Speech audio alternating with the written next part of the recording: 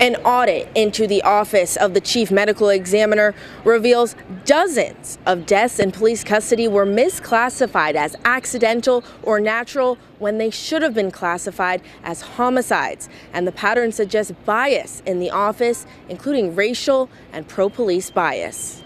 Our researchers determined that OCME was especially unlikely to classify a death as a homicide if the decedent was black or if they died after being restrained by police.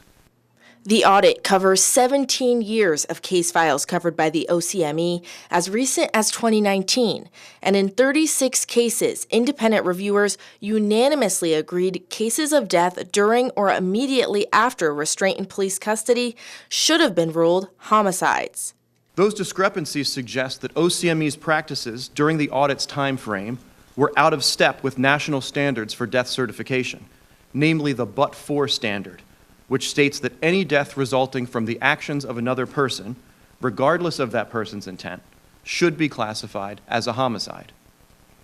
As a result, it appears that OCME undercounted restraint-related homicides during the audit's time frame. The audit was launched in 2021 when then Chief Medical Examiner Dr. David Fowler testified for the defense in the murder trial of Derek Chauvin. Dr. Fowler's testimony raised profound concerns within the medical community about the independence and objectivity of death determinations made by the OCME. In nearly half of the reviewed cases, the cause of death was cited as excited delirium, a diagnosis now rejected by leading medical organizations. Many of our recommendations in our report are not only aimed at making sure that OCME is compliant with national standards, but also making sure that their practices are compliant with the most up-to-date scientific understanding in their field.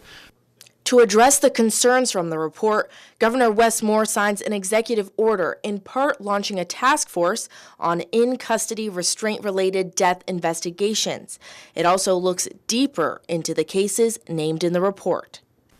I'm directing the Attorney General to work with states' attorneys to review each case included in this audit and determine if it should be reopened for investigation. Now, in addition to the actions laid out in the executive order, the Attorney General's office is launching a hotline for families to contact if they believe their loved one has been affected by the actions in this audit. From Annapolis, Mariah Jalad, CTV News.